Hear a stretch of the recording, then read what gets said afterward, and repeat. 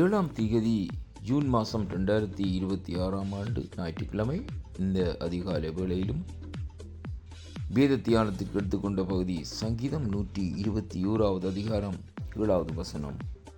கர்த்தருடைய வார்த்தையை இந்த நாட்களிலே தியானிப்போமாயிருந்தால், கர்த்தருடைய வார்த்தை சொல்லுகிறது, கர்த்தர் உன்னை எல்லா தீங்குக்கும் விலக்கி காப்பார், அவர் உன் ஆத்துமாவை காப்பார் என்று சொல்லி இந்த வார்த்தை இந்த நாட்களிலே சொல்லுகிறதை பார்க்கிறோம். இந்த சங்கீதம் 121வது அதிகாரத்தை எடுத்து நாங்கள் வாசிப்போமா இருந்தால், இந்த சங்கீதத்தில் சொல்லப்படுகிற காரியம், எனக்கு ஒத்தாசை வரும் பர்வதங்களுக்கு நேராக என் கண்களை ஏறெடுக்கிறேன், இந்த வானத்தையும் பூமி உண்டாக்கின கர்த்தரிடத்திலே இருந்து எனக்கு ஒத்தாசை வரும் என்று அந்த சங்கீதம் இந்த நாட்களிலே தொடங்குகிறதை பார்க்கிறோம். அருமை பிள்ளைகளே, இந்த அருமையான ஒரு பாதுகாப்பின் சங்கீதமாக இந்த நாட்களிலே அந்த சங்கீதம் 121 இருக்கிறதை பார்க்கிறோம். ஏனென்றால் இன்றைக்கு ஒரு மனுஷனிடத்தில் இருந்து நமக்கு ஒரு பாதுகாப்போ ஒரு ஒத்தாசையோ இந்த நாட்களிலே வராது. ஆனால் இந்த வானத்தையும் பூமியும் உண்டாக்கின சர்வ வல்லவரிடத்திலிருந்து தான் அந்த ஒத்தாசையை எதிர்பார்க்கலாம், அல்லது ஒரு பாதுகாப்பை இந்த நாட்களில் நாங்கள் எதிர்பார்க்கலாம்.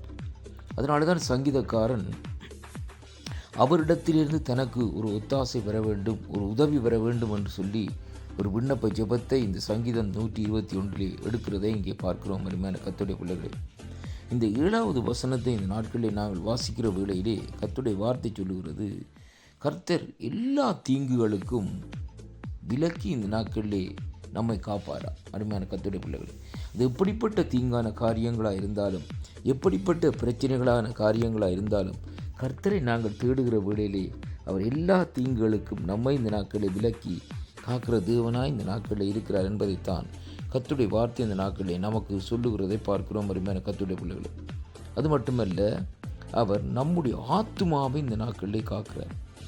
இந்த ஆத்துமாவை எப்படி காக்கிறார், எப்படி செயல்படுத்துகிறார் என்று சொல்லி இந்த நாட்களில் நாங்கள் பார்ப்போமா இருந்தால், அன்பு சகோதர சகோதரிகளே, ஆத்துமா அங்கே தேவனுக்கு உரியதாக இந்த நாட்களில் இருக்கிறது.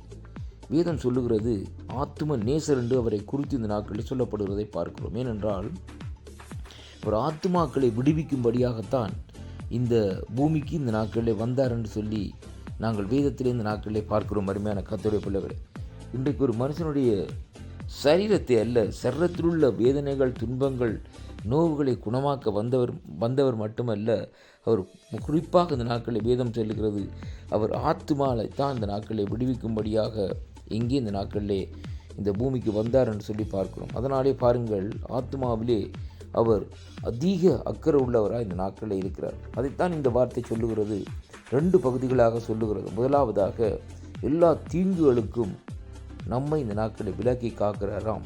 2வதாக, அவர் நம்முடைய ஆத்துமாவை இந்த நாட்களிலே அங்கே காப்பாற்றுகிறாராம் என்று சொல்லி கர்த்தருடைய வார்த்தை இந்த நாட்களை நமக்கு சொல்லுகிறதை பார்க்கிறோம். அதனாலே அருமை பிள்ளைகளே, இன்றைய நாளிலும் இந்த வார்த்தைகளை கேட்கிற பிள்ளைகள், இந்த வார்த்தைகளை தியானிக்கிற பிள்ளைகள், நீங்கள் ஒவ்வொருவரும் இந்த நாட்களில் ஒரு காரியத்தை அறிந்து கொள்ள வேணும்.